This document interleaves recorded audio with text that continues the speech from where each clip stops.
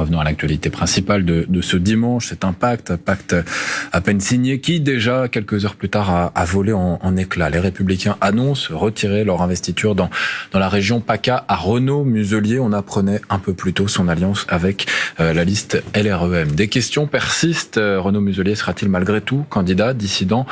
Sur cette question, c'est l'avenir proche qui nous le dira. Ce qui est certain, c'est que le camp semble se diviser. Avec nous, Stéphane Ravier. Bonjour, sénateur du Rassemblement national des Bouches-du-Rhône, conseiller municipal également de Marseille. En cas de division, puisque c'est ce qui se profile, vous pensez pouvoir, vous, peut-être en tirer profit au Rassemblement national? Écoutez, Renaud Muselier, aujourd'hui, a tombé le masque. Il est davantage préoccupé par son avenir électoral que par les intérêts des habitants de la région Provence-Alpes-Côte d'Azur, et a noué des alliances avec une République en marche qui ne s'est pas implantée en PACA comme ailleurs et qui n'en demandait pas tant. Eh bien, cette trahison de Renaud Muselier, qui d'habitude se passe entre les deux tours, mais là, c'est une grande première, c'est avant même le premier tour, a le mérite de clarifier la situation. Donc, ce sont aux électeurs de droite sincères, patriotes, qui attendent une politique audacieuse en matière économique, sociale.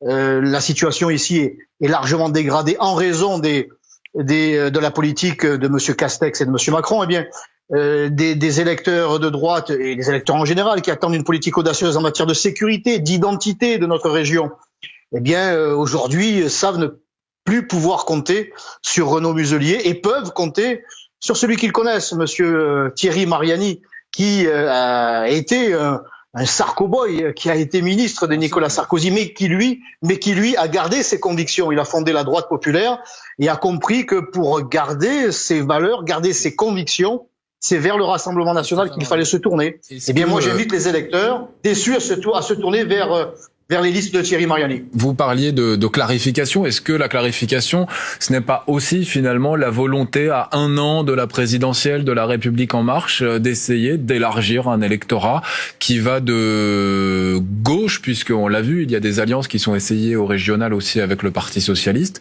à droite avec des alliances comme celle-ci essayée en PACA? Il est dans l'intérêt de la République en marche et d'Emmanuel Macron en particulier d'essayer de nouer des alliances. La politique qui est infligée aux Français depuis 4 ans, eh bien, se traduit par un désaveu chaque jour de plus en plus grand. Alors, on tente des alliances et ces alliances, eh bien, Emmanuel Macron arrive assez facilement à les nouer, pas seulement avec Renaud Muselier, mais aussi parce que Muselier est soutenu par le maire de Toulon, Monsieur Falco, les Républicains, par le maire de Nice, Christian Estrosi, qui rêvent tous d'un poste ministériel qu'Emmanuel Macron leur a peut-être déjà promis. Mais si les édiles, si les barons de ce qui reste de la droite sont favorables à des alliances, ce n'est pas le cas des électeurs les Républicains. Il y a un fossé, un large fossé qui sépare les élites de l'état-major des Républicains et, je dirais, le peuple de droite, si on peut le qualifier comme ça, qui se sent de plus en plus trahi à chaque élection. Et là, ça prend une tournure inacceptable, parce que là, les tirs les plus nourris viennent du propre camp de Renaud Muselier. Est-ce que vous croyez que Renaud Muselier n'est pas aussi la victime un peu de ce qu'a voulu faire le parti présidentiel, Emmanuel Macron, peut-être en essayant d'affaiblir en vue en vue de la présidentielle les Républicains, les diviser au sein même de leur camp? Monsieur Muselier est une victime volontaire.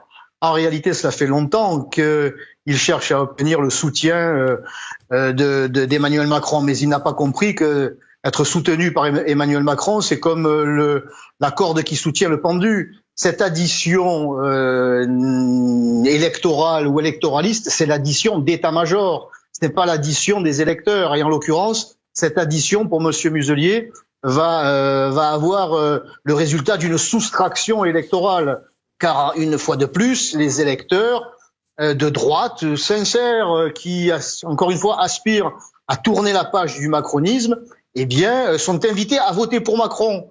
Et ça fait 4 ans que M. Muselier et l'ensemble des LR critiquent Emmanuel Macron pour aujourd'hui être les représentants d'Emmanuel Macron. Alors la seule liste 100% anti-Macron en région Provence-Alpes-Côte d'Azur. C'est la liste menée par Thierry Mariani. Voilà, c'est clair désormais. Ça au moins ce mérite-là. Les électeurs sont informés de la situation. Et on a compris que vous les appelez donc à voter pour la liste du Rassemblement national. Et ce qu'on a compris aussi, c'est que la campagne, puisque les élections ont lieu dans un mois, commençait à se durcir. Merci Stéphane Ravier, sénateur du Rassemblement national des Bouches-du-Rhône, d'avoir été avec nous sur France Info. On va parler